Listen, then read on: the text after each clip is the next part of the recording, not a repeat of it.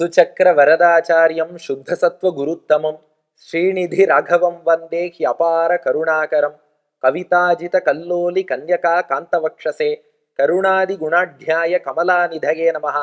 ஸ்ரீ சங்கரா தொலைக்காட்சி நேயர்களுக்கு வணக்கம். புன்னகை ராமாயணத்தில் ராமனுடைய ஒவ்வொரு புன்னகையாக நாமும் அனுபவித்து ரசித்து ஆனந்தத்தில் மூழ்கி வருகிறோம். அதுல இன்று புன்னகை ராமாயணம் பாலஸ்பந்தத்தின் 30வது புன்னகையை நாம் ரசிக்கப் போகிறோம். காட்சி என்ன அப்படின்னா, ஏற்கனவே பார்த்த அதே காட்சி தான். விஸ்வாமித்திரர் பெருமைக்கு எல்லையா உண்டு. அதனால சதானந்த முனிவர் ராம லக்ஷ்மணர்களுக்கு விஸ்வாமித்திரரின் பெருமைகளை ஒவ்வொன்றாக சொல்லி வருகிறார். அதுல விஸ்வாமித்திரரின் பொறுமை எப்படிப்பட்டது அப்படிங்கிறத சொல்றார். ஏன்னா பொதுவா நாம என்ன நினைக்கிறோம்னா, இந்த முனிவர்கள்னா கோபப்படுவார்கள், சாபம் கொடுத்துடுறாங்க, இப்படியே நினைக்கிறோம்.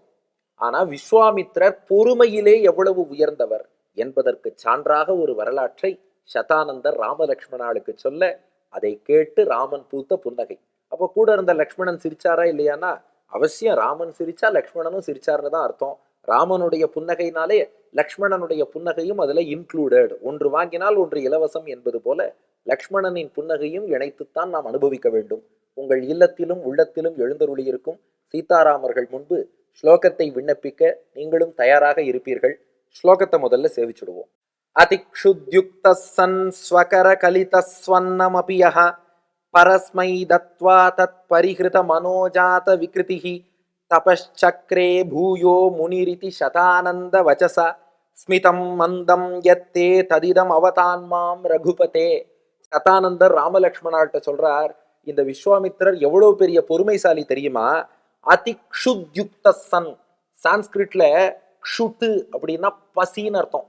அதிக்ஷுத்யுக்த சன், மிகுந்த பசியிலே இருந்தாராம் விஸ்வாமித்திரர். ஏன்னா கிட்டத்தட்ட 1000 வருடங்கள் இடைவிடாது தவம் புரிந்திருக்கிறார். அந்த தவத்தினாலே அதிக்ஷுத், மிகுந்த பசியில இருந்தாராம் விஸ்வாமித்திரர். அதனால என்ன பண்ணாராம், 1000 வருஷம் தவம் புரிந்து விட்டோம், கொஞ்சம் ஒரு ஓய்வு எடுத்துக்கொண்டு ஏதாவது உணவு சமைத்து உண்டு விட்டு கொஞ்சம் சாப்பிட்டுட்டு தெம்பா அப்புறம் தவம் புரியலாம்னு நினைத்தாராம். நினைத்தவர் என்ன பண்ணாரா, ஸ்வகர கலித ஸ்வன்னம் அபியஹா, தன் கையாலே, ஏன்னா மகான்கள்லாம் ஸ்வயம் பாகம்னு தங்களுக்கு தாங்களே சமைத்து உணவு உட்கொள்வார்கள். அப்போ தனக்கு தானே சாதத்தை சமைத்து ஸ்வன்னம், நல்ல அன்னம், சிறந்த உணவை தனக்கு தானே சமைத்து சாப்பிட போறார். எவ்வளவு வருஷம் கழிச்சு? 1000 வருஷம் கழிச்சு. நமக்கெல்லாம் ஒரு வேளை சாப்பிடாம இருந்தாலே அடுத்த வேளை சாப்பாடு சீக்கிரமா வேணும்னு நாம நினைப்போம். 1000 வருஷம் உண்ணாமல் தவத்திலேயே இருந்து விட்டு 1000 வருஷம் கழிச்சு உணவு உட்கொள்ளலாம்னு போனார். அப்ப என்னாச்சான், பரஸ்மை தத்வா தத்து, இந்திரன் என்ன பண்ணா, இவர் எல்லாம் பண்றார், இவருக்கு எவ்வளவு பொறுமை இருக்குன்னு சோதிச்சு பார்க்கணும்னு நினைச்சானோ. அதனால இந்திரன் ஒரு வேதியர் வேஷத்துல விஸ்வாமித்திரரிடம் வந்து, சுவாமி அடி எனக்கு ரொம்ப பசியா இருக்கு, கொஞ்சம் ஏதாவது உணவளிக்க முடியுமான்னு கேட்டான். நமக்கே விருந்தோம்பல் என்பதை நாம் அறிவோம். ஒரு விருந்தாளின்னு தேடி வந்துட்டார்னா அவருக்கு முதல்ல உணவளித்து விட்டு அப்புறம் தானே நாம சாப்பிடணும். அதனால விஸ்வாமித்திரர் என்ன பண்ணாராம், தான் தயாரித்த உணவில் இருந்து ஒரு பகுதியை அந்த வேதியருக்கு, வேதியர் வேஷத்தில் இருக்கும் இந்திரனுக்கு ஒரு பகுதியை கொடுத்தார். அவனும் வாங்கி சாப்பிட்டான். சாப்பிட்டுட்டு அந்த வேதியர் சொல்றாராம், எனக்கு இன்னும் பசி ஆறல, இன்னும் கொஞ்சம் உணவு கொடுங்கன்னு கேட்டார். இன்னும் கொஞ்சம் போட்டார். இன்னும் கொஞ்சம் இன்னும் கொஞ்சம்னு சொல்லி விஸ்வாமித்திரர் சமைத்த மொத்த உணவையுமே அவர் சாப்பிட்டுட்டாராம். சாப்பிட்டுட்டு திருப்தி, எனக்கு வயிறு நிரம்பி விட்டதுன்னு புறப்பட்டு போயிட்டாராம்.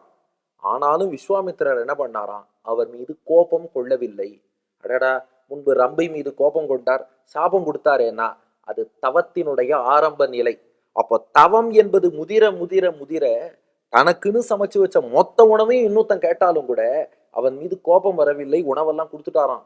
கொடுத்துட்டு பரிஹிருத மனோஜாத விக்ருதிஹி, மனசுல ஒரு துளி விகாரம், மனசுல ஒரு துளி கோபம் கூட இல்லாமல், இதுல என்ன இருக்கு, வந்தவருக்குத்தானே உணவளித்தோம்னு சொல்லி உணவு கொடுத்துட்டு அத்தோடையும் நிக்கலையாம்.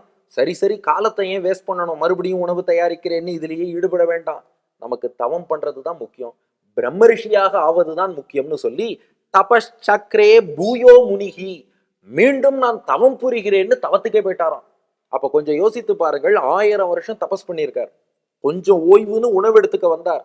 அந்த நேரம் பார்த்து இந்திரன் வந்து சமைச்ச உணவையும் மொத்தமா வாங்கிட்டு போயிட்டான்.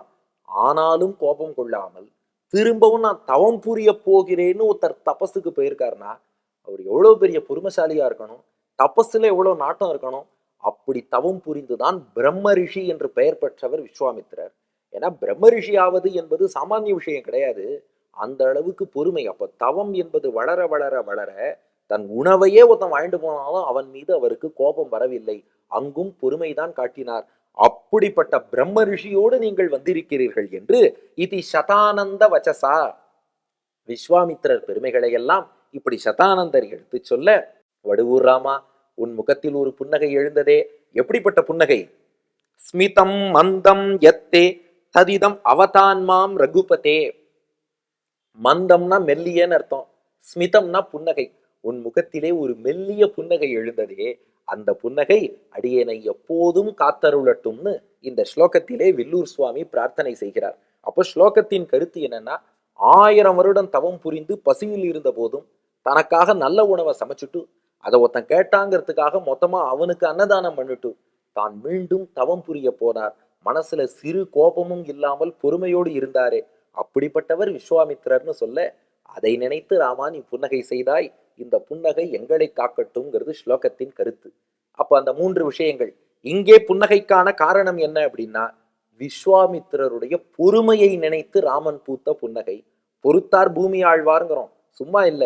பிரம்ம ரிஷி ஆனார்னா இப்படிப்பட்ட பொறுமை. கோபத்தை வென்றார் அல்லவா, எப்போ ஒருத்தர் கோபத்தை ஜெயிச்சாரோ அதன் விளைவாகத்தான் பிரம்ம ரிஷியாக ஆகியிருக்கிறார் என்று அவருடைய பொறுமையை நினைத்து ராமன் பூத்த புன்னகை.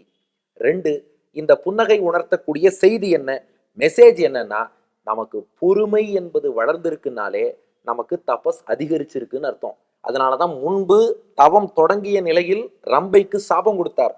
ஆனா அந்த தவம் ஒரு முதிர்ந்த நிலையை அடையும் போது இந்திரன் மீது கோபமே கொள்ளவில்லை. அதனால நாமும் நிறைய நினைச்சு பார்க்கறோம் இல்லையா, நமக்கு பக்தி வளர்ந்திருக்கா, ஞானம் வளர்ந்திருக்கா, இதுக்கு ஏதாவது டெஸ்ட் உண்டா? ஏன்னா பள்ளிக்கூடத்துல படிக்கிறோம்னா ரிவிஷன் டெஸ்ட் வச்சு எவ்வளவு படிச்சிருக்கோம்னு தெரிஞ்சுக்கலாம். பக்திக்கு ரிவிஷன் டெஸ்ட் உண்டானா வெரி சிம்பிள், பொறுமை எவ்வளவு தூரம் வளர்ந்திருக்குன்னு பார்த்துக்கோங்க. நம்மை நாமே கேள்வி கேட்டுக்கொள்ளலாம். நமக்கு நல்ல பொறுமை வளர்ந்திருக்கிறது என்றால் நிச்சயமாக நாம் ஆன்மீகத்திலே முன்னேறி இருக்கிறோம்னு அர்த்தம். அதை உணர்த்துவதுதான் இந்த புன்னகை. 3வது, இந்த புன்னகையை ரசிப்போருக்கு என்ன பலன்னா, அந்த பொறுமையே தான் பலன். அந்த பொறுமை என்ற மிக உயர்ந்த குணத்தை தந்து கோபத்தை வெல்லக்கூடிய ஆற்றலை ராமன் அருள்வான். ஸ்லோகத்தை சேவிச்சுடுவோமா? அதிக்ஷுத்யுக்த சன் ஸ்வகர கலித ஸ்வன்னமபியஹ பரஸ்மை தத்வா தத் பரிஹிருத மனோஜாத விகிருதிஹி தபச்சக்ரே பூயோ முனிரிதி சதானந்த வச்சசா ஸ்மிதம் மந்தம் யத்தே ததிதம் அவதான்மாம் ரகுபதே என்ற ஸ்லோகத்தை சொல்லி சீதாராமர்களை தரிசித்து ராமனின் புன்னகையை அனுபவிப்போம், பொறுமையோடு வாழ்வோம். அதற்கு ராமனே அருள் புரிவான். நன்றி, வணக்கம்.